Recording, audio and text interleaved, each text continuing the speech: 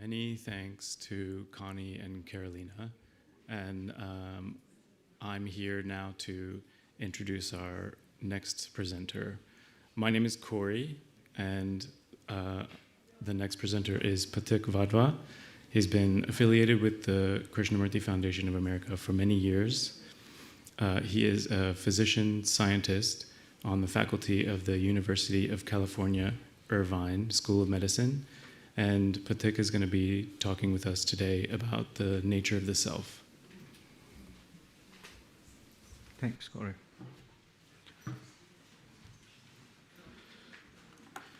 Good afternoon, everybody. Thank you.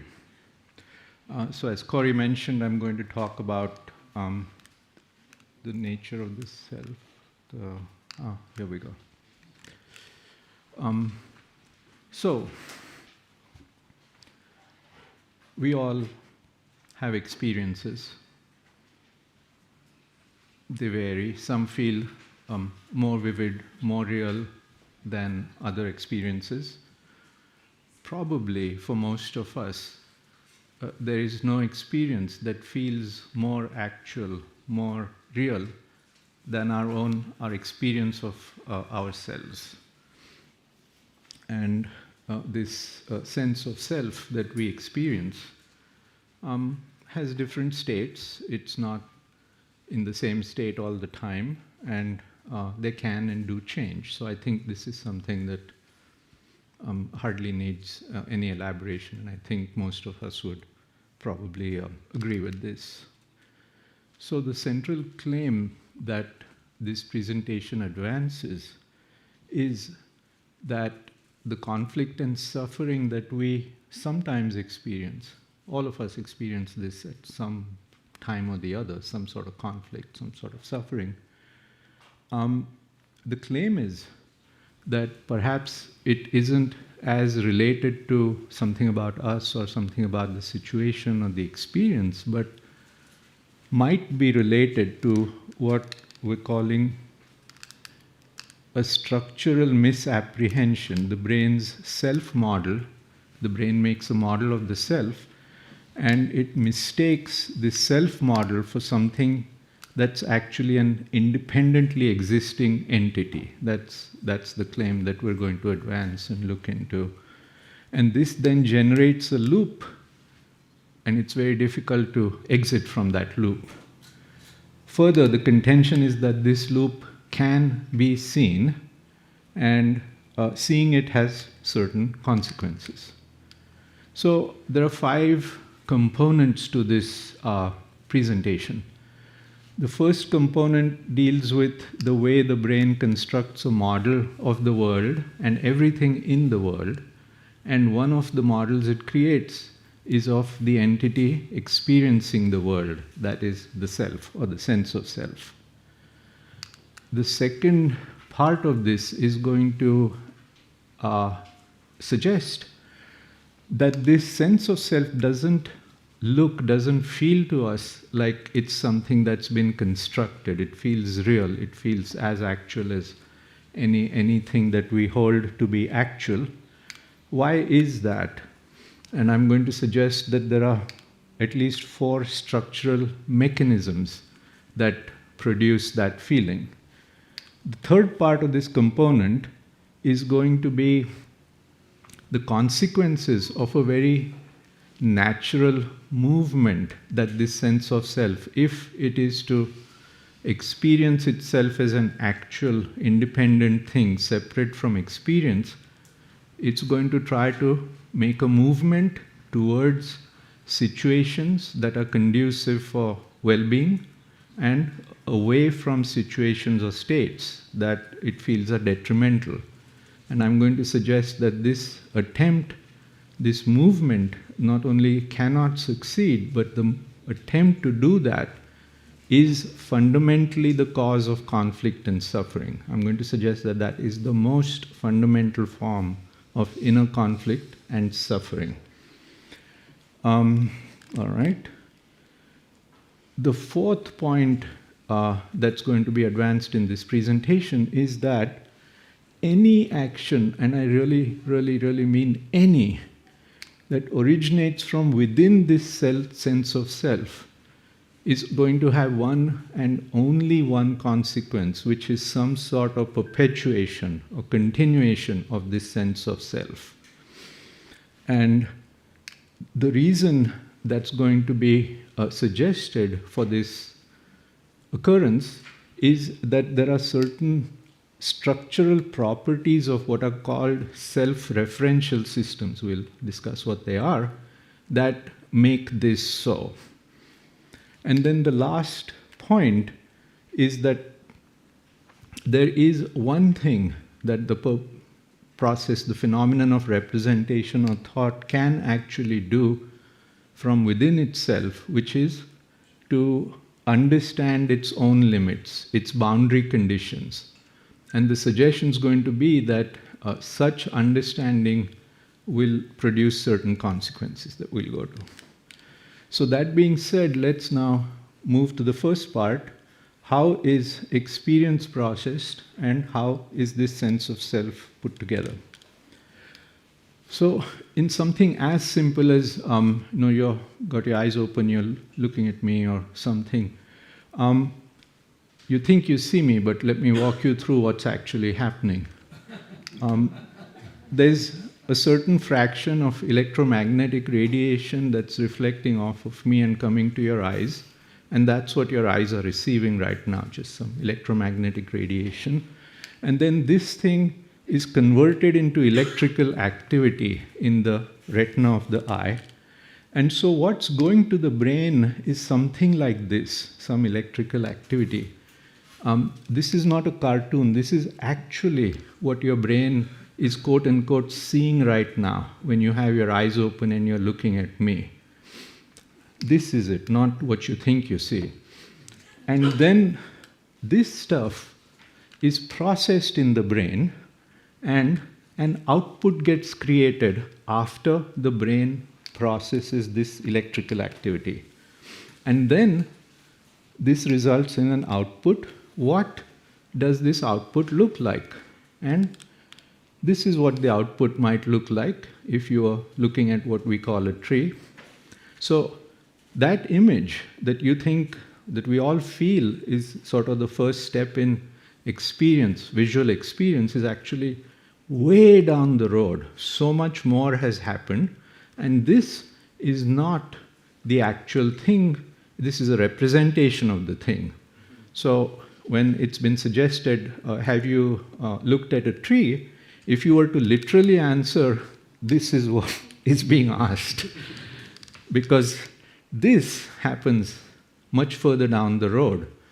So if you get tired of looking at trees and you decide you want to look at something more interesting, then maybe you look at this, and it's nicer than that tree, but anyway. So one point to make is that Krishnamurti uses the word thought to mean mental representation. He does not use the word thought to mean the activity of thinking. Now, the activity of thinking is part of mental representation, so it doesn't exclude that, but his use of the term thought is far wider than just the activity of thinking as opposed to feeling and so on. So every input that the brain gets from the senses and also from inside the body are converted into neural representations in the brain, and these are then used to create an internal model of the world, including oneself. There's a cascade, so there are representations within representations, representations that talk to one another, interact. We don't need to get into the details of all of that, but one such representation that seems, I wouldn't say completely unique, but more or less unique to the human species. Animals do not have this representation I'm going to tell you about, not nearly as vividly as humans do, is the representation of the entity. It represents itself undergoing or undertaking representations. And that's a long way of saying sense of self. So every step in this process, what we call perception, emotion, memory, self-reference, thought, in case usage, all of this is part of the cascade. Another point I want to make is that every single thing here relies on the past, and I will tell you how much it relies, so much so that there is absolutely nothing that's unconditioned about any of this, right from the get-go. Right from the get-go, there is absolutely nothing that is quote-unquote free, that isn't operating from constraints. So of course, a representation of a tree isn't a tree, and of the self, it's not a self, and let's see where this goes. Now, this is not something that one can actually experience, but it so happens to be the fact of the matter that on average, when we're awake and we're receiving input, the brain's receiving input from the outside world and from inside the body. By the way, a unit of information is called a bit, B-I-T. It's not like a small amount of information. That's a technical term for a unit of information. And the brain receives in the order of 10 million bits a second, every single second. This is how much information the brain's receiving. It also so happens to be the fact of the matter that conscious awareness can only process about 50 bits a second. Look at the difference. 10 million coming in, you can only process 50 in a second. This obviously creates a problem. It's called the bandwidth problem. So if we're receiving information, if the totality of our potential experience is to the order of 10, 11 million a second, we can't process more than 50. What do?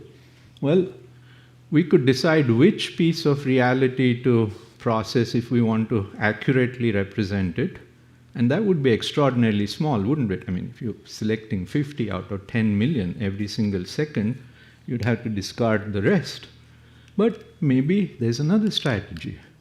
That's the solution that nature has come up with. The solution has to do with prior experience. So if every single moment I've been alive, in fact, this process starts in utero, even before birth, but I'm still alive, hopefully then there's a tremendous reservoir of experience that's been experienced by a person. And in that, there's information. In that, there's what came in, what was represented, what the response was to that, what the response to the response was. Why would one want to not use this information in dealing with the present? Because it's such a rich reservoir of information. And that is exactly what the brain does. So when it processes information in real time, instead of actually processing what's coming at it, it takes a few hints, if you can even call it hints, of what is coming, and it then relies on the past, on memory, on the predictive model that it's built, and it creates a best guess scenario of what's happening.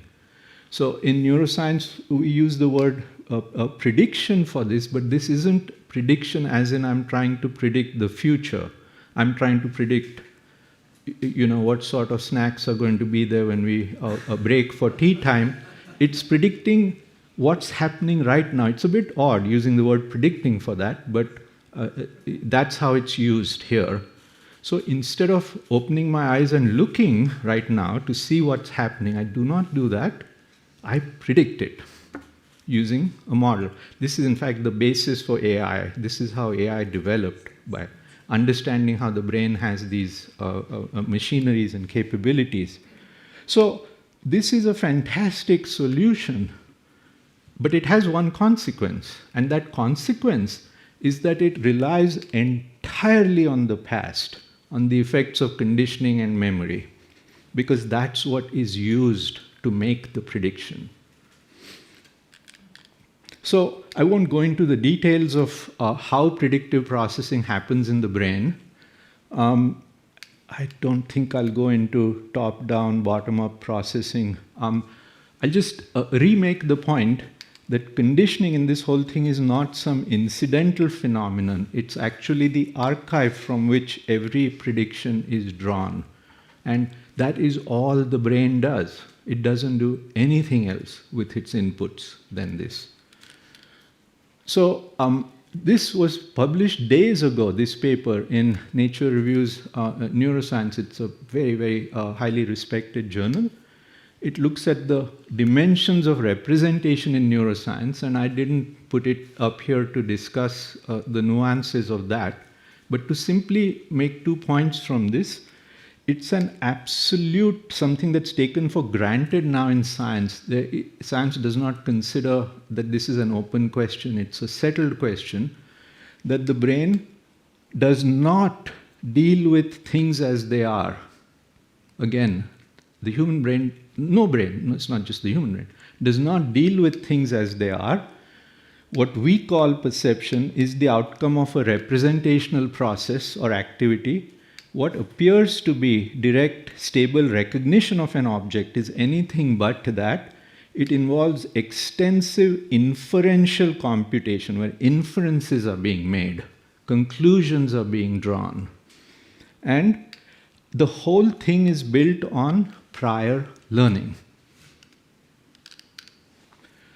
So here it's important, I think, to distinguish between the self and the sense of self before we go on. So the self is the actual entity, the body, but it includes the brain, it includes everything that's structural in here and the function that comes from that. It persists through time, it's a real thing. You know, I was alive yesterday, I am right now, and hopefully will be tomorrow. So there's a persistence, a stability, an independence, a persistence through time. Things happen to me. I'm there and things happen to me. I have certain characteristics. I have a weight and a height and an appearance. These are characteristics, and then some of these can change, but it's still me. I might have different hair and whatnot. I might put on weight or be more lean. So the characteristics, the properties can change, but the underlying entity is still essentially what it is. That's the self. Contrast this with the sense of self, the feeling we have of being ourself at any given moment, the experience we have of ourself. What does it feel to be you at any given moment? That is categorically different. So the self passes every test of actual existence, and there are formal tests, and we won't go into that if one wants to different. By the way, I should have mentioned that the brain makes representations of things that are actual, but as comfortably of things that have no basis in actuality. We imagine things, we can combine things. So the process of representation has nothing to do with whether what's being represented is actual or not. Also remember that when representations are made from stimuli that come to the brain from outside or inside, these stimuli don't come with a label, hey, I'm coming from an actual thing, or I'm coming from your imagination. They're all the same. Anyway, coming back to this. So that's what the sense of self is, and it's not a part of today's discussion to tell you about the adaptive benefit of this capacity that we humans have, but I can tell you it's enormously adaptive. It's a gigantic leap forward in the evolution of the brain, and there are several closely related folks who do not possess this capacity. So if you want to know what life would be like if we did not have this capacity to create a sense of self, go to the zoo and look at non-human primates. They're about, I don't mean this as a joke. We are that with the one additional feature that we have this. So if you want to know what this life form would be like that's 99.9% identical, but without this capacity, that's what it would be like. Nothing wrong with that. I'm not saying, I wouldn't want to be a non-human primate at times, but that's what this capacity gives us. It allows planning, anticipation. For it's beyond. You cannot appreciate it enough. So if anybody knocks down this sense of self, why do we have it, and it's a cause of problems, be careful before you accept some sort of representations of that nature. So the problem is not that we have a sense of self, that it exists. Even Krishna, you're absolutely clear about that. The problem is a misapprehension of its causal structure, that it's mistaken for something that actually exists, like a thing.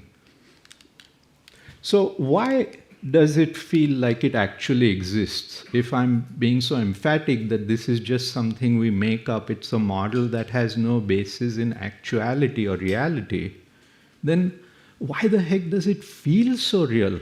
Why does it feel like this is one of the most real things we experience in life? That almost nothing feels viscerally as real as one's sense of one's existence. There are certain reasons for this. Again, they're structural reasons. One of the main ones is that I told you that the brain represents phenomena, the stimuli that come from outside and also that come from inside.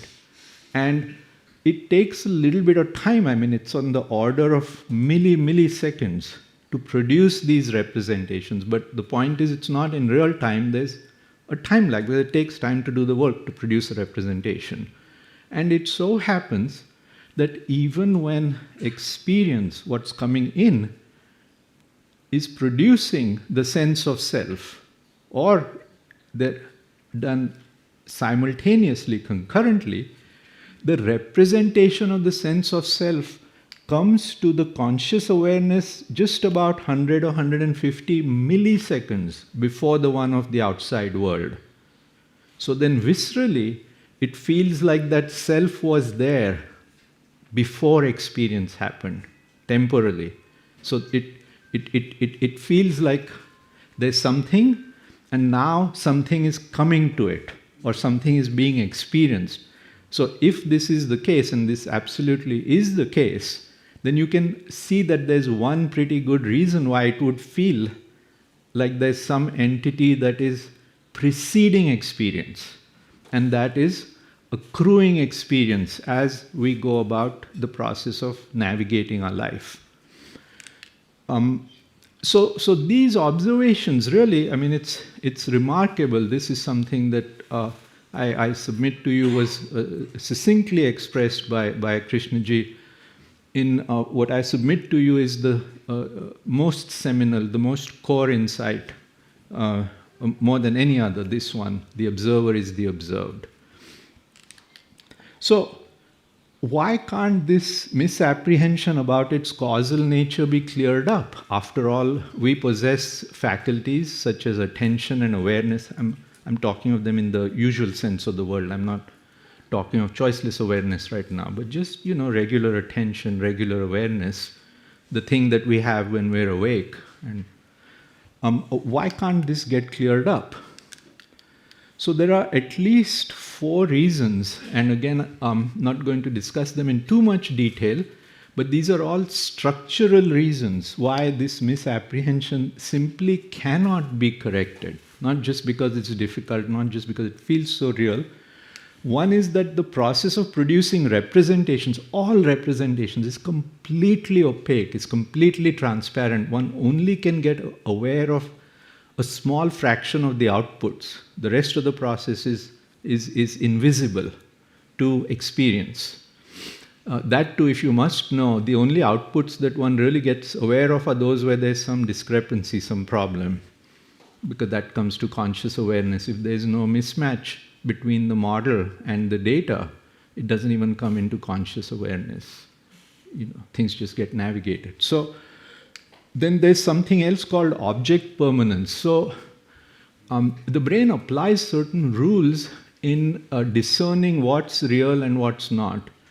If I were to tell you to look out of those windows and the trees you see, if I were to tell you that they're not real, there's somebody out there with a huge projector, like the projectors, and they're projecting onto a screen, and what you're looking at is a projection. You don't really have a way of knowing if that's the case or not, but you've been in this room many times, there's always a tree, you don't know if that tree is there when we're not in the room, but there are certain rules, and then there's a stitching together with memory, and then there's a phenomenon called object permanence that the human only develops by age 2 or so, and then an inference is made. So when you say that that tree is real, that's actually an inference that follows certain rules, and you come to that conclusion. So that exact same thing gets applied inward to this sense of self. The same rules as object permanence, those are evolved mechanisms. Then there's the timing mechanism that I already discussed with you, so I won't repeat that the representation of the sense of self, even though it happens in sync or actually following experience, it precedes the representation. It comes to awareness slightly before that of the world. So, and then there's the default mode network. That's an area in the brain that is primarily responsible for generating this felt sense of self, and it's active all the time when we're awake, and 70 to 80% of the time when we're not doing something particular, it's playing around with this self-concept. It's constantly making it and playing with it. So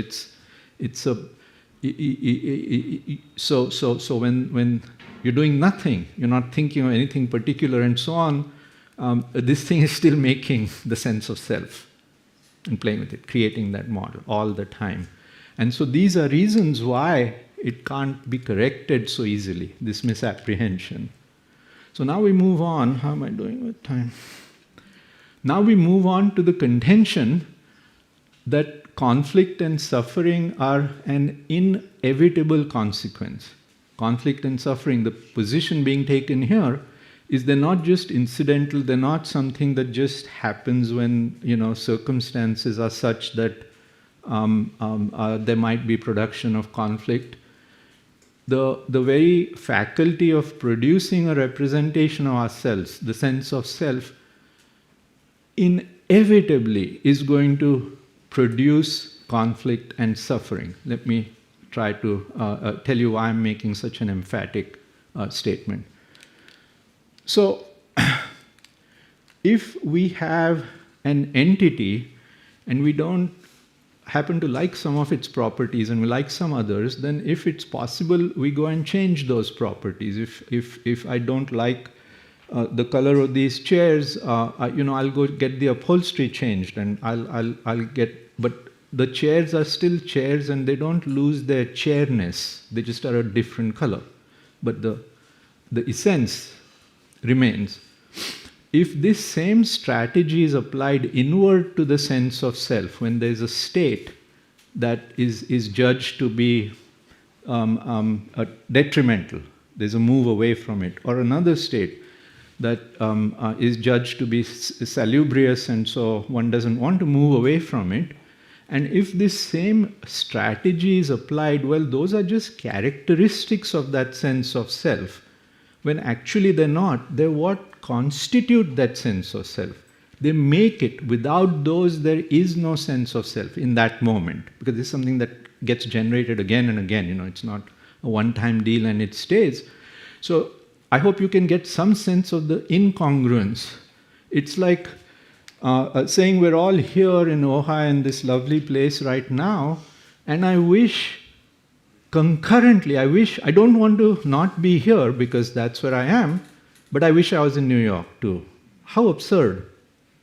You see the absurdity that you cannot be here and somewhere else at the same time, same point in time. So when this sense of self determines that it can do something about its states, it doesn't understand those states are the things that produced it, that gave birth to it, that are its core at that time. There's nothing more fundamental than that. But it applies this strategy of, well, let's be different. You see how incoherent that is. So the resistance, the move away from some state, and it doesn't matter if it's a move away or if it's a move towards some state I like, that is the very definition of conflict, that resistance. The move. So the conflict is not in the state. It's not in, I might be cold, I might be anxious, I might be, and by the way, don't buy this stuff of physical and psychological. It doesn't matter what the origin is. That's nonsense. When people say this only applies to psychological phenomena, whatever that even means, any state, if that's what's made it, and then these rules get applied to the sense of self, then the demand to be otherwise cannot exist.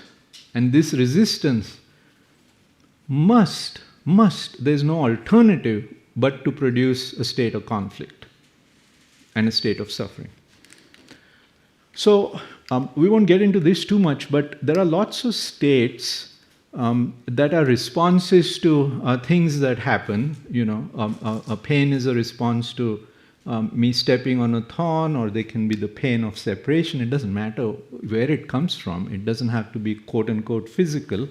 These are direct responses of the organism, the self, to actual conditions and experiences. And then when this sense of self evaluates this and says, I don't want to be in pain, now you have resistance to the state you're in, to the state I'm in. This resistance is the conflict. This resistance is what generates the second order phenomenon. So it's not the primary anxiety, it's the anxiety about being anxious. It's the pain about being in pain. That is what the conflict and the suffering is, not the primary thing. So I hope I've at least conveyed some sense of what happens here. So now we move on to the question of why the heck can't this structure, this brain that is so smart with evolution and these brilliant strategies where you can process 10 million bits of information a second and come up with these totally fictitious models that work very well for the most part, that allow us to extremely efficiently navigate life. Why can't it do something about this? How come it's so limited in this sense? Why can't this structure end itself from within? From within is goes without saying. I mean, where else is it going to go? That's where it lives.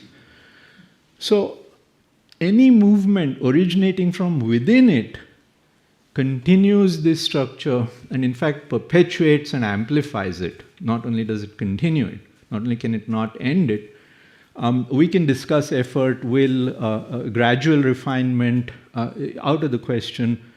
A lot of people in the Krishnamurti world pay a lot of attention to conditioning's content. I need to be more conscious of my conditioning. I need to somehow learn what it is, and in that learning, nonsense.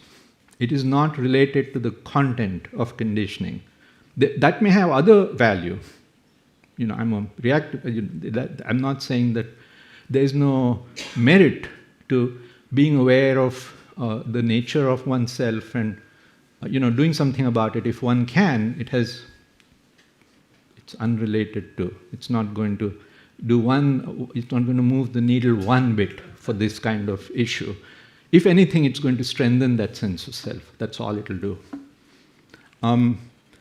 So there are reasons why the self can't examine itself from within, and these are reasons of what are called self-referential systems. So the self is not the only self-referential system. It's the one we know best because we are such a system. But there are reasons why self-referential systems from within themselves cannot look, cannot understand, and certainly cannot get out of themselves. There is no external vantage point. If I present to you the notion that, let's say these windows were shut, you can't look outside, you don't even know if there's an outside. And I say that there's something outside this room, so-and-so is sitting there, and there's actually an outside. And I'm in here. Now, or if I say there's something, no, let's leave the outside example out. Let's say I say that there's something in this room. I don't know where it is, but it's in this room. And if I study this room carefully, maybe I'll find it. So I'm sitting here looking, I don't see it from here, so then I say, well, let me go to the back and look from there, or let me go to the ceiling and look down, or let me go to the floor, or let me go to... And I can cover every tiny bit of this room bit by bit by bit, and take a view. And that view will be different from another one because I've moved my position, right? But the one thing that I won't be able to see is my own space that I'm occupying.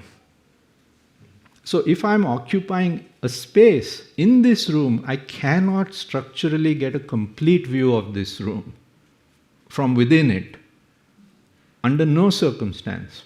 Even if I stitch multiple views together. So when we believe that, well, let's do this step by step by step, systematically, let's keep working on it, it's a fool's errand.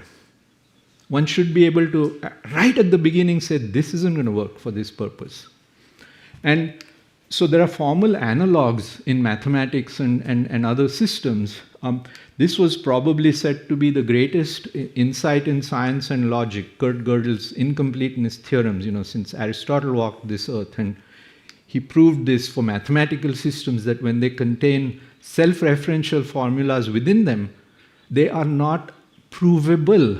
Not that it's hard or it's easy.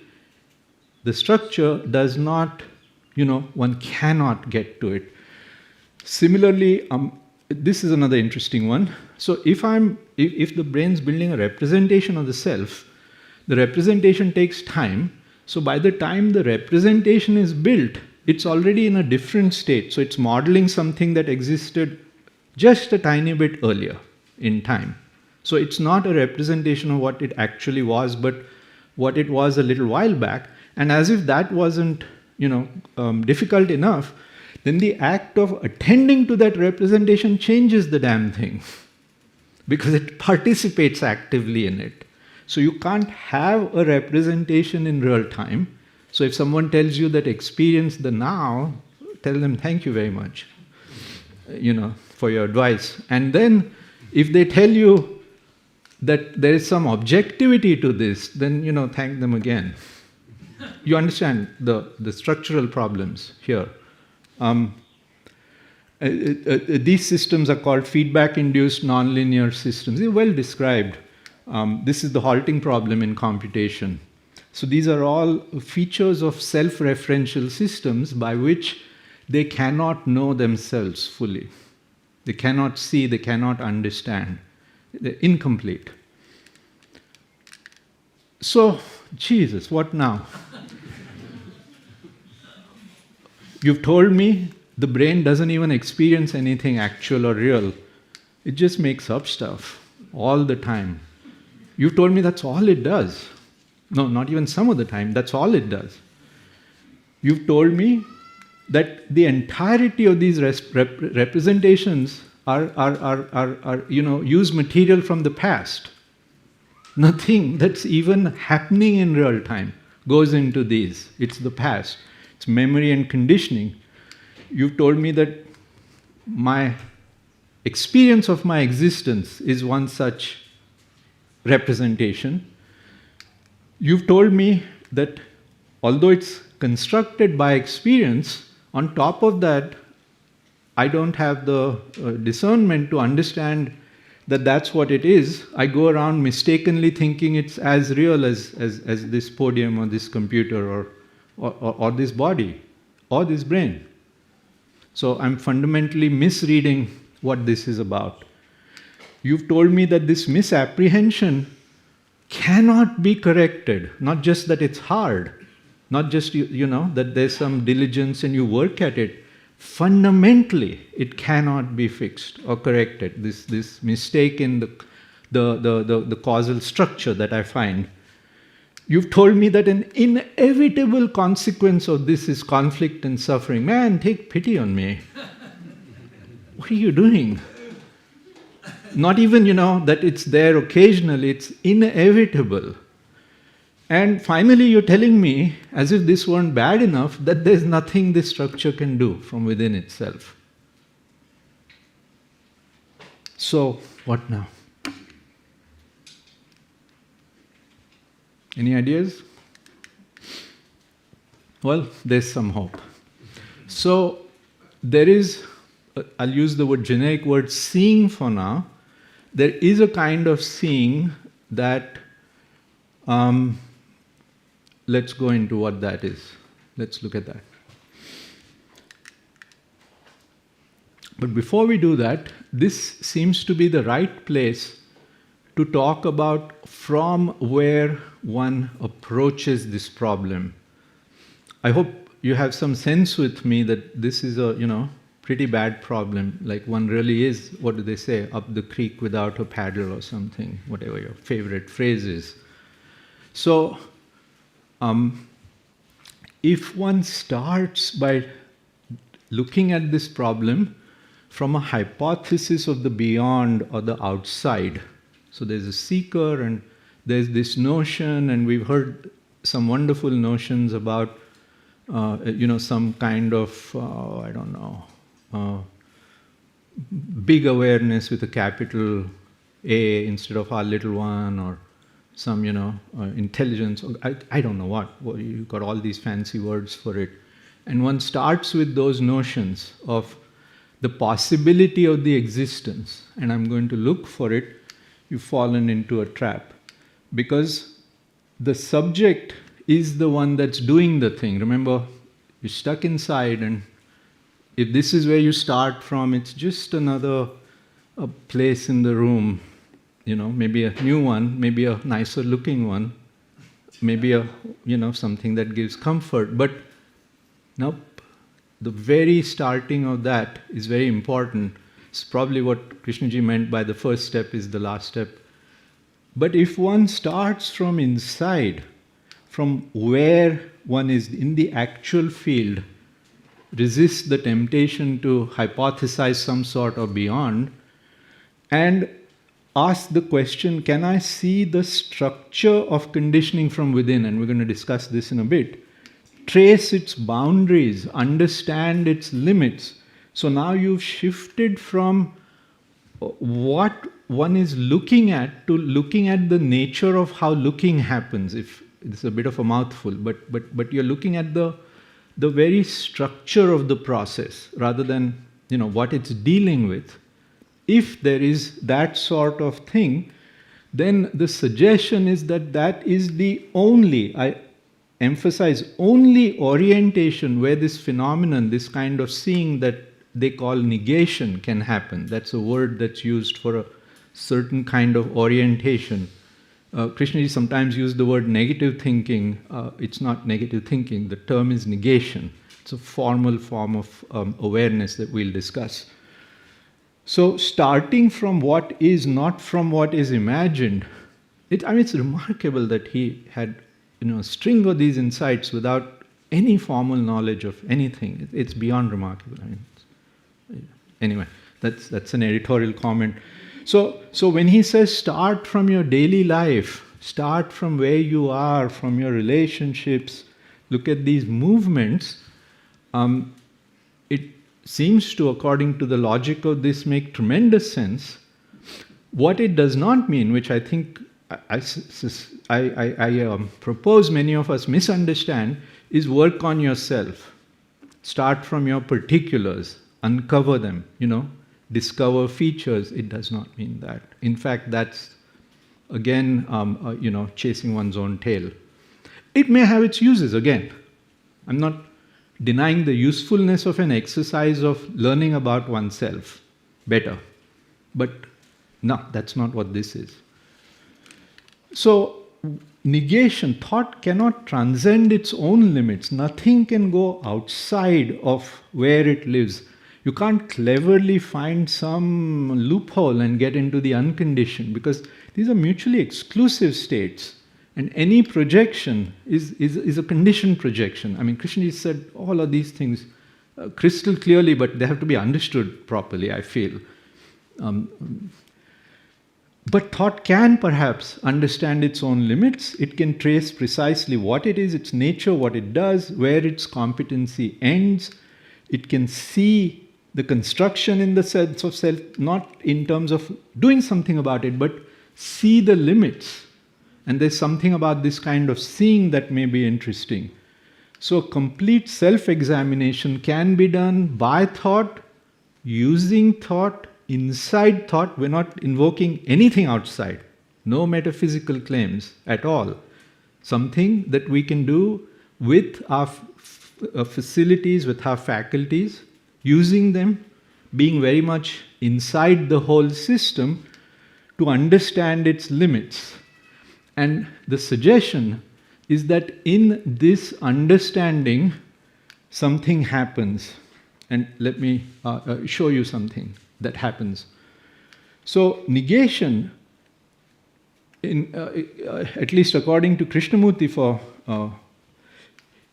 is the only thing that he suggested one can do, one can actively do. In the very last talk, in the last 4 minutes of the last thing he ever said to us in Madras, he talked of negation. This is a quote: "If your thinking is not straight, think straightly," logically, is grammar. "Unless all that is prepared, all that is settled, you can't enter into this world." He was talking of the world of the source of creation.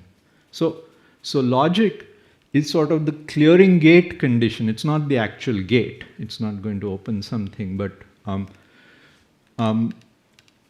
so one other thing that's very interesting, at least to me, is the difference between conflict and contradiction. Sometimes, and these words sound similar, and there's something fundamentally different about the state of conflict versus the state of contradiction. Conflict, we all know, I don't need to discuss that with you. You know, two things, A, B, you feel torn, and then sometimes if one has the wherewithal, one might be able to navigate it. So at least, you know, potentially solutions are possible. We work at them all the time, and, you know, we get there sometimes. A contradiction is a structural impossibility. It's the seeing or being confronted with a structural impossibility. For instance, when there's the realization that as long as I'm looking from inside this room, I can never get a full view of the room. Even if I, you know, look from many different places in the room and patch them together, there's going to be incompleteness. So then the process of looking as I know it, one sees the contradiction in the use of looking to get a full picture, when the constraint is that the looking's happening inside the room. Are you with me a little bit? So when there are these contradictions, being confronted with contradiction opens the door, if you will, to the possibility of the, you know, exercise of negation. And so in real life, these are some very mundane examples. I'm very active, I can't settle down, and then I have one more activity, which is that I'm now going to try to sleep. I add to that. Or, you know, someone tells me I'm not spontaneous, it's nice to be spontaneous, and then I start making a plan for how to be more spontaneous. Or, you know, they tell me, and this part's true, that I'm an arrogant SOB most of the time, and, you know, it's nice to be humble, and then I start making a plan for, you know, these simple examples. But it's these contradictions that at least, you know, can produce something, not conflict by itself. So this is, for me, the simplest example. I'm walking in the Mojave Desert. This is my rendition of it. I'm thirsty. I've run out of water. I see a body of water out there, and I go, wow, I'm thirsty, and I'm going to go get some water. And I start walking towards it, naturally. And then, you know, maybe I realize, or maybe someone tells me, hey, not all things that look like bodies of water are water. Some of them are what they call a mirage. And here's how one can tell the difference. And I go and teach myself how to differentiate between an actual body of water and a mirage. And let's say then I come to the realization that this thing is a mirage. It's not an actual body of water. So now what happens? Several things happen. One, I cannot continue going there even though I'm thirsty, because I've seen it for what it is. Once I've seen through and it's a mirage, there is nothing I can do to continue, I cannot go there. I don't have to exercise any will or anything secondary to stop myself from going there. The seeing is the action of stopping in this case. It happens at the same time. There's some other curious things about this. the mirage doesn't look any different after I've realized it. It's not like, it vanishes. It looks just like it did before I realized it's a mirage. Same with the sense of self. It doesn't disappear. It's not going to look any different. And what ceases is this loop, this response to a misapprehension of what that was. And when there's the correct understanding that no, that's not a body of water, that's gone. But the thirst is not gone, and the appearance is not different. Are you appreciating this a little bit? It's not like the sense of self vanishes. Who among us is free? Have we experienced not being ourselves? I laugh at these questions. Sorry. So freedom is not what follows from this seeing, it is what this seeing is. This cessation, this negation does not alter conditioning, does not alter the neural architecture, the habitual patterns, the history embedded in all of this. It doesn't make the desert any less hot. What it dissolves is specifically and only the second order occupation with the wish to be otherwise. The wish to be otherwise. This is the complete ending of conflict and suffering. Not mostly, not some of the time, complete and instantaneous. Now, there are actually two kinds of seeing that Krishnamurti's talked about. He's talked extensively about negation, which is what we've been discussing.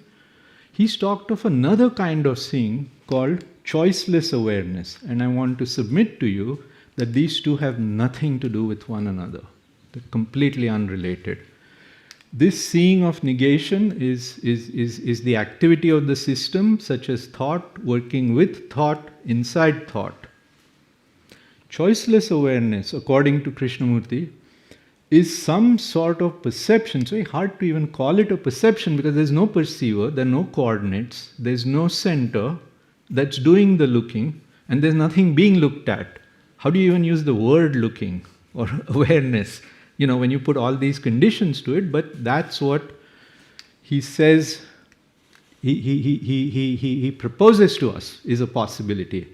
Of course, we can't know it sitting inside because that's something outside of this whole realm, if something like that were to exist. So choiceless in this phrase has nothing to do with what one is looking at and whether one's attending to A or B or everything. It has to do with the place from where awareness is coming, emanating. And he uses choiceless because any coordinates, any self, any sense of self constrains and puts limits on, it creates a point of view. For him, that's a seeing that has no point of view. So know that these are two really different things. And they're unrelated in that you can't negate your way into choiceless awareness. You can't gain on it bit by bit and then one fine morning, hey, here it is. But negation clears the false roots. So negation seems to be, the room recognizing it's a room doesn't open a wall. But there's something to that recognition. And then it stops an activity, it stops doing something that cannot be achieved from that activity. This is the cessation of effort. Not by will, not by technique are all corollaries, they follow. But this is what it involves, something like this. So negation certainly seems to be a necessary condition, but not sufficient for this whole world that may exist outside of thought and knowledge and the self, if it exists.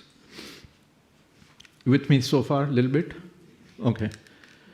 So now, what can we not talk about from where we are? We're sitting inside the room. It would be, so hypothetical, such conjecture to talk about things that are unconditioned, to talk about unconditional freedom, and to talk about, all of these things that don't operate from a sense of self or a center. What's the use of all of that? From as when I'm sitting in the room, it's all. So, one realizes you can't really meaningfully talk about all that. I mean, it's no different than gossiping over a cup of tea or indulging oneself in some sort of fantasies. But here is something that logic can suggest, and it's, I think, pretty interesting. So, whatever is conditioned arises within the unconditioned. So, you've heard some definitions of conditioning, and those are woefully inadequate definitions that you've probably heard. It's much deeper than, it's much simpler than that. Conditioning is the effect of conditions that persist even when the conditions are no longer present. The phenomenon of conditions started at the birth of this universe. It's the same phenomenon that has been producing gravitational fields, the big forces, the subatomic particles, the elements, the galaxies, the stars, this particular planet, life on it, and everything that has happened, both to living and non-living. All of that is essentially a process of conditioning, because it's conditions producing restraints. It takes things that have potentiality and it narrows the potentiality. It gives birth to specificity of form and function. And in the emergence of specificity, you lose some of the potentiality. But there's a gain, because now I can do things. Now, I can actually, I have fingers. I don't just have a blob here, You have a nice statue, not just a thing of clay. And so, anything that's conditioned must either be a clone of something else that's conditioned, it's just its clone, its daughter, or it must come from something that is less conditioned, that had more potentiality. And if you understand the logic of this, then you will understand that the source, if there is a source, if you can even call it that, is the only place that's not conditioned. Everything after that, follows this seamlessly. Then you will also understand, at least conceptually, that anything that's conditioned is sitting in unconditioning. Unconditioning is not like in the middle school and not here, and you go there. It's the ground from which conditioning happens. Particulars get born. So then, if there's a movement of conditioning, it cannot be in contact with the unconditioned, because it's still operating within that for all those reasons that we've gone into. And second, if there is a cessation of the activity of its own loop, of that effort, the ground's there. I suggest this is what Krishnaji meant when he said that anything that has specificity, anything, contains the whole. He talked of the whole, brilliant stuff, and this is, absolutely what the most contemporary physics and formulations in mathematics say. There's not, a wafer thin difference. So cessation of this activity is not a journey. It's just the removal or the stoppage of what was superimposed on what was and is the case and the ground. So the source of creation is, in time maybe, whatever billion years ago they say this whole circus started, but it's contained right now in everything. This is not some metaphysical thing. This is not some Eastern yogis sitting in the Himalayas telling you some nonsense. It's so pure in the logic and the construction of what it has to be. So the removal of what sort of uncovers it is perhaps a door or a window, and this is what Krishnaji referred to. He said this opens the door or window.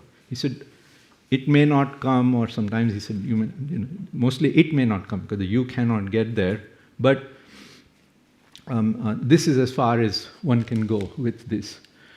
So he's pointing to certain things, and he certainly did not mean refined states of being, didn't mean more capacities. When he talks of compassion or love, it has nothing to do with the feeling of another who's suffering. Not that he was against being sensitive to people who are suffering, but his concept has nothing to do with that. It's not, something to dissolve the self. So the aspiration towards any of these is some form of self-improvement, if we want to be kind about it, and if we want to call a spade, it's self-indulgence. And I have other terms that I can't say here. But self-indulgence. My wife tells me some of those. Anyway. So the self, trying to reach for the opposite, is the suffering. This movement within this is a continuation of the problem. That's it, it ends. There's really nothing to be said. No, but I'm not done yet, even when I say it ends. Almost. So, in the interest of being complete, I've suggested that there are some key formulations to Krishnamurti, the core of his inquiry. I'm not going to walk you through those. And there are also some radical implications for these core formulations. And they're so radical that if you were to go and tell someone that, they would say, hey, you're a snake oil salesman and, get away from me. What do you think? I'm as gullible as that. If you say that you don't have to do anything because there is no path, not that it's hard to find, but there couldn't be one. Not just that there isn't, but there couldn't be one, all right?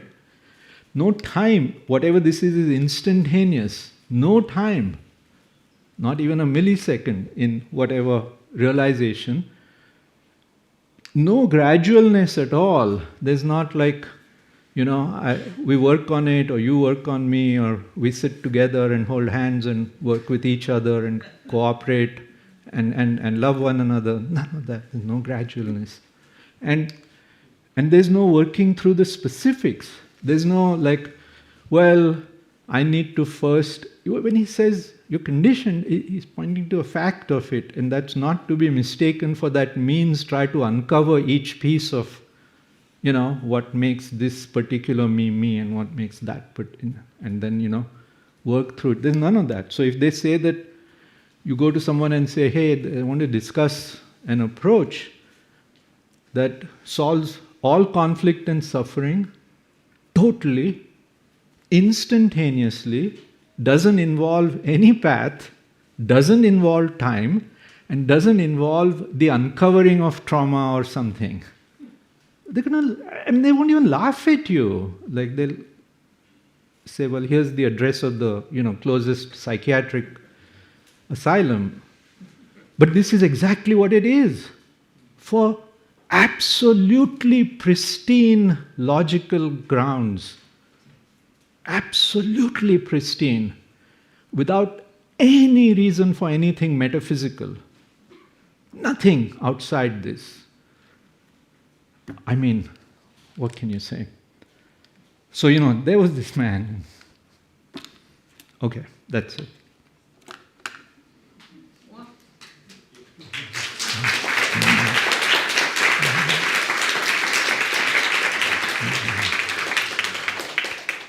Didn't do too badly on time. I usually run over a lot more.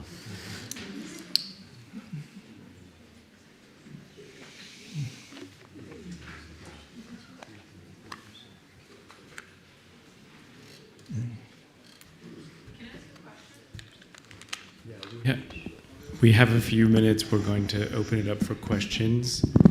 So if there are questions here in the audience, please come up to the microphone that's in the middle aisle. And I also have a couple of questions that I can read from our guests that are watching online. So while we wait for people to come to the mic in the middle, I'll start with a question from someone online. This questioner asks, is such a sense of self necessary to fight for our survival? How do animals run away from danger if they don't have a sense of self? The animals have a self. They don't have an experience of themselves as a self. That's what the sense of self is. Animals are perfectly capable of, the same processes of going towards states that are conducive to well-being and away, as are we. We're not different. We're animals in that sense. So I'm not sure, but there's no issue there. The sense of self allows certain other things like anticipation, planning, some sort of synchronization. It allows, I'm Corey's friend, we know one another, and I don't know another of his friends, and he sends an introduction, and then I can imagine a scenario where I'll meet him and how we'll talk based on what he said, but I've not had any experience. So it's these sort of capacities that this sort of thing allows us to do, and that isn't related to searching for food or something, but the movement that doesn't get compromised. In fact, Krishnaji suggested, and it makes perfect sense logically, that if this whole superimposition of this second order loop were to cease when its place is understood, and by the way, it shouldn't cease all the time because it's, as I've said, extraordinarily valuable. But in doing something that can't be done with it, if there's a cessation of that through that understanding, like the mirage. You don't want to not go towards water when you're thirsty. You just don't want to, go towards a mirage. Then, in fact, the suggestion has been that for things that happen, so for the original, whatever it is that caused me anxiety, which is an extraordinarily adaptive thing, because anxiety is a signal to me. If no signal is coming, it means everything's okay. I don't need to be attending to anything. It's not that, monitoring isn't happening. But when what we call anxiety, the physiology gets, then it's a signal like look around, be careful, something might not be, so, I could see that through, and me being anxious about being anxious, and now when am I going to get rid of this, only interferes with that. So if anything, the more effective handling of situations, including these states, it would be, it would probably work better. It doesn't compromise it. The opposite's going to happen, probably. I don't know if I'm making a lot of sense, but... Thank you. We'll go with the questioner. Yeah. Superb presentation. Given that, can we get a copy of it in PDF or otherwise? And can we share the copy? I don't like, I'm not done. These are drafts and I don't like to formalize it. If I write this, sure, but right now, no. It's very, too bad. It's very, it feels incomplete and very tentative. So I'll share it when I feel. Thank you, though. I just want to thank you so much for showing us the nature of the brain and how things work. And I saw a quote one day in the pavilion that there is no self to understand, only thought that creates the self. And I thought it was so simple, and I'm seeing it to be kind of tying together what you said. Thank you. It's all in relationship. It's not like magic, Thank you. Yeah. Back in the 60s, there was a man who did a PhD in physics under John Wheeler at Princeton. His name was Peter Putnam, and he wrote a fairly seminal paper. They think it was called The Outline of a Functional Model of the Nervous System, something like that. I was just curious if you're familiar with his work, because it directly addresses the whole notion of self-modeling. Conditioned reflex, interacting conditioned reflexes, processing contradictions in order to arrive at a steady state, and that kind of thing. No, I'd be happy to look it up, but I do not know. Yeah. I've not come across that, but thank you. Okay. What's the name again? Peter Putnam. Okay, thank you. Putnam, not Putnam, not MAN. Yeah. One follow-up question on another topic. I think at some point Krishnamurti said that he felt a certain affinity with Buddhism.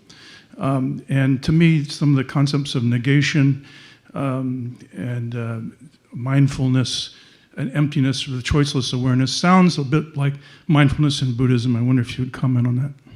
Well, I'm nobody to comment on that, but I will tell you that I know of only 2 instances where Krishnamurti provided a summary of Krishnamurti. One is this core of the teaching statement that he wrote. And the only other thing I know is, and he said he did it just for fun, when his book, The Notebook, Krishnamurti Notebook, right, was published, he pretended to be a reviewer and he wrote a review of it. And they were pulling Mary Lachin's leg and saying, here's a review, and trying to get her to guess who wrote it, and it was Kay who'd written it. So it was all like an inside joke. But he did, in that writing, comment on the teachings. And he said very distinctly in there that this is not comparable to anything that exists out there. I don't buy this thing, like multiple ways to the same truth and all that. This is so radically different. But he did say that perhaps there is something of Nagarjuna here. And Nagarjuna, of course, is the world's most well-known person in negation. I mean, there's no logic superior to his. It's beyond pristine. There aren't words for that sort of thing. And that is the one thing that Krishnaji seemed to, in that writing, if one can take it seriously or somewhat seriously, concede that he felt comfortable or something with specifically Nagarjuna, not the Buddha, but Nagarjuna, who was a disciple of the Buddha a few hundred years later, and it's negation.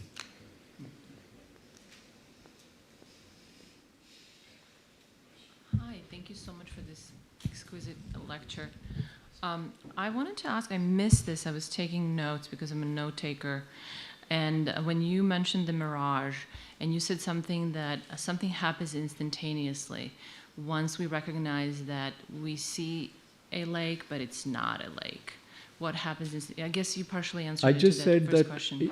if I'm moving in that direction because I think it's water and I'm thirsty and I'm going to quench my thirst, then what happens when I realize it's a mirage is I stop going in that, at least for the purpose of quenching my thirst, because I know it's a mirage. There's no water, so it's not somewhere to go to quench my thirst. And I also made the point, I think that action is total and instantaneous. It doesn't require a second, like, now let me think about what to do, now that I realize that this is illusory. Oh, maybe I should I continue walking? Should I not? No, there's none of that. Immediately, the walking towards it for that purpose ends. So I think those are the 2 points I made, along with some others, that it still looks like a mirage and that sort of thing. And then when you were answering the very first question, the online question, then how did you tie that concept of mirage to that question? I forgot what the question was. It Sorry. was whether animals have self-referential knowledge and how They do they don't, process fear. Well, they process it everyone processes it the same way, which is you look and you deal with it with whatever capacities one has.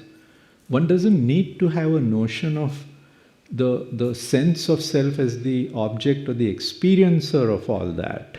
I mean, even single cells move away from pH conditions that are, not good and go towards light or glucose gradients. I mean, it doesn't even take a full animal to do that, and we're included in that. We're not exceptions to it. It just is such a straightforward thing. So it's an unfortunate inference that the sense of self somehow either is necessary for that, and animals that don't have that could not, navigate circumstances. Like, I don't quite know what to add, if anything.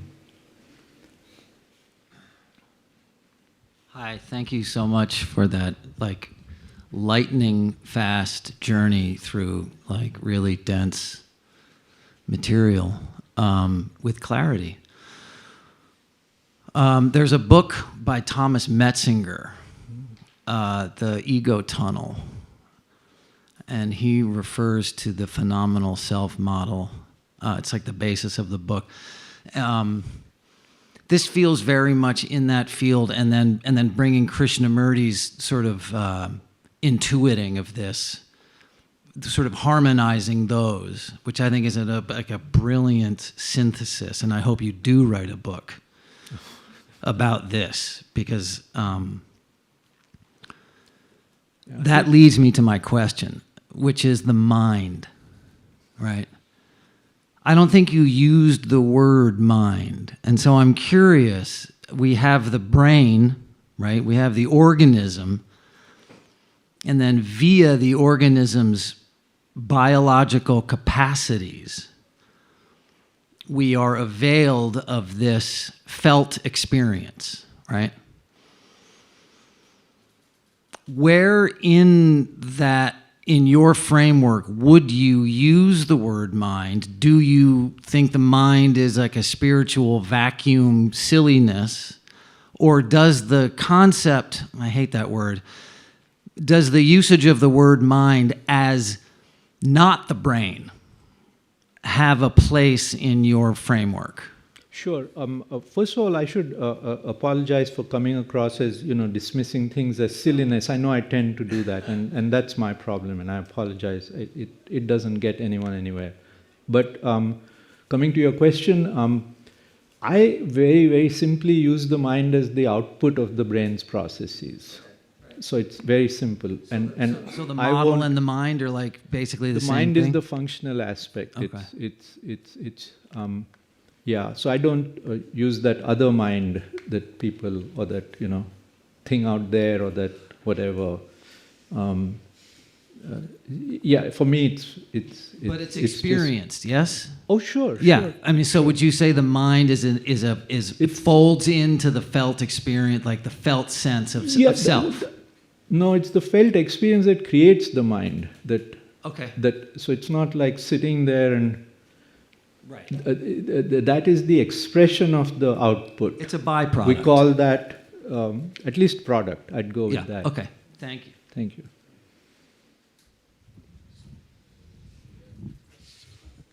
Thank you very much for the beautiful talk and the basis, neuro basis for understanding this whole teachings of Krishna ji. A couple of questions. One is very technical. When you said that we have like capacity to process 50 bits per second versus 10 million, right? So when you said prediction, I was understanding that this is some kind of pattern recognition, right? Based on the past experience, you only pick which one fit to that, or is it a prediction? No, it's mostly a prediction because you don't even process most of it. So you just get a faintest whiff of what it might be from, few features of what one gets. And then one instantly, completely based on memory in the past, builds a model. Now that being built, like for instance, I'm building a model of you. I'm hardly using any data from the light that's coming from you. Nothing. And then I check in a few other places. So once I've built a picture of you, then I check in a few random places and look at whether there's a match or mismatch between my model and the actual data. And if it looks like there's no mismatch, I say that's what he looks like, we're done with the task of building a visual representation. But if I find mismatches, then I update my model, and that's called error correction, and that's all that conscious awareness does. So it's an iterative process where that's why we have very vivid experiences of things we didn't expect or that are big. Because in routine things, when we see the same people and situations that we do every day, there's no surprise, there's no work to be done, it just works automatically. But you're going somewhere and you hadn't expected something, and it's vast. And that's why those things stay with us as well. And that's another thing where people mistakenly say, I wasn't there and there was an experience of no self. That's nonsense. It was just in abeyance because of a shift an attentional shift in in things. And even Krishnji said that very clearly. It's unfortunate that he sometimes starts with those examples, but anyway, I'm editorializing, sorry. This is related to same what you're saying, image making, right? So these are That's all in the AI terms, right? You're updating your model all the time. Well, AI, yeah. AI has learned that from us. Yeah. So it's also what they in do the traditional brain. language, right? It's is name and form, right? Rupam, namam, and rupam. I suppose so, yeah. The other thing I think in questions, the first questioner and the follow-up is that about the animal, right? My understanding is that, like for example, dog, right? It has no self-perception. It doesn't see its picture, right, as it's herself, right? No, there are. Yeah. So that is a big distinction. There are 5 or 6 species that have some very rudimentary sense of self, and there are some non-human primates, crows. I don't know why, but dolphins. I think elephants. Very rudimentary. I mean, like a 6-month-old human is as far as it'll get, but no other species seems to possess even a rudimentary form of that. Dogs, and I love dogs personally, but they do not possess a sense of self. Thank you. We have time for one more? Thank you, Dr. Wadhwa. I enjoyed your presentation. I just had one question, which is, I struggled with your example of the mirage, because the mirage, that example had a lot of contrast. If I'm in the desert, I know it's a mirage. Of course, I'm not going to walk towards it because I'm going to have to walk long, probably going to run out of water, probably going to die, etc. But in real life, the choices that we make have far less contrast. I think the condition of human suffering is caused by micro behaviors. Do I check my phone right now and get that slight dopamine hit, or do I not? A lot of your talk focused on this idea of how do I really see so I can reduce my suffering. Do you have any techniques with which I could see clearly in situations where the contrast is not as high as a mirage? So a lot of this actually hinges on the definition of suffering versus pain, and I certainly chose a certain definition that Krishnamurti and many use. Even severe pain, let's say an animal is in a trap and it's severely hurt and it's in agony, it's screaming, it's all of that. This formulation says it's not suffering, because for suffering it needs a second order representation of itself as I am suffering. So there is enormous pain. I mean, it would break anyone's heart to see that, but it doesn't apparently have this feeling of suffering about it. This is also a Buddhist formulation. So I'm using conflict and suffering in that sense, and not the raw, a sensation and its response. So it's a definitional issue. So if you were to say to me, I don't accept your definition, and to me, an animal caught in a trap and it's crying is obviously suffering, I couldn't say to you no or yes. I would say, well, then in that framework it is, if that's how we're going to define it, and then the conversation is entirely different. Then it's not about the sense of self. Then it's how can one alleviate that pain effectively? Is there something possible? And we do all that, and we should. And we don't, when we have a severe headache or something, say, oh, this is just the sense of self. So depending on the condition and what one can do, one will do, and many times that's effective.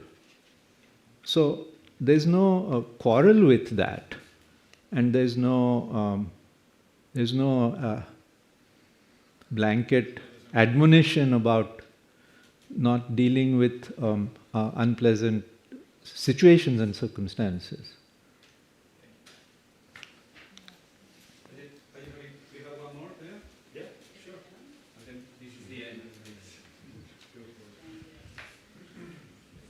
I really appreciate the tracing of conditions from like the beginning of the movement of all the life that exists now.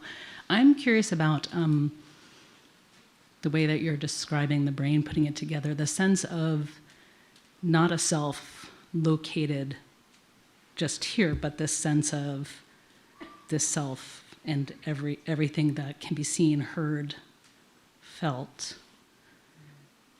Because I don't have a sense of being a localized interior separate from the exterior.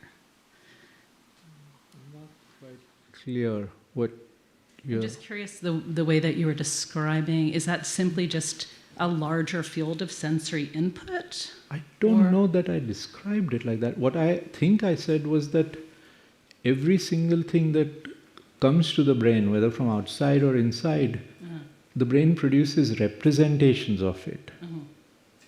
But one of those millions of representations is that of oneself, and that's the sense of self. And so that representation always is felt as something inside and constant. I mean, one doesn't generally feel that my sense of self is in the other room, I left it behind.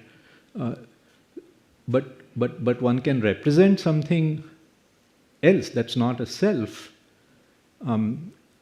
So if I was saying that everything that the brain gets is a representation, I meant precisely that. But not all representations are the sense of self. Okay. The sense of self is one very particular kind of representation.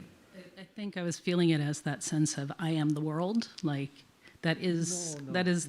Okay. We don't usually... Now that is... also the fact of the matter. I think it's the fact of the matter in that the content, the specifics are different from person to person. We each have, different parents, and their parents were different. So, like right from the genetic heritage to, all sorts of things, the differences, and then those differences produce differences in our particulars. Right. But the underlying process is the same. And in that sense, and I believe at least that's my understanding of what Krishnamurti meant by you are the world. And perhaps this is just a place... That is what is common to us, and there's not fundamentally a difference. But if he were asked if there are differences in appearance, and I think he would say yes, there are differences, and they're stable differences. And I think maybe it's just a place for my own sense of inquiry. Then what happens in the interaction between? It's maybe just a different realm of looking. What happens to what in the interaction? The sense of self. That you speaking and me speaking is the same. I mean, we both speak from what we have, and that's accessible to us. But what that is, there are probably differences in that, in the specifics of that. So in that sense, I don't believe we are one another. But the thing we're doing, there's a commonality, the substrate of that. Anyway, that's how I would understand it. Thank you. Yeah.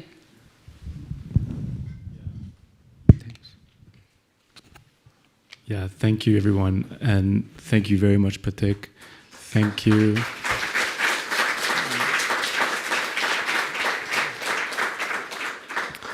Thank you also to our friends who have been watching online. I have just a couple small announcements. So we have until 5:15 today, and we invite everyone to the main house where we're serving tea. So anyone who wants to stick around, we're all going to be gathering over there. And for tomorrow, we will be beginning again, as we did this morning, with an audio in the Grove at 8:30. And then we'll see you here in the morning starting at 10 a.m. Thank you.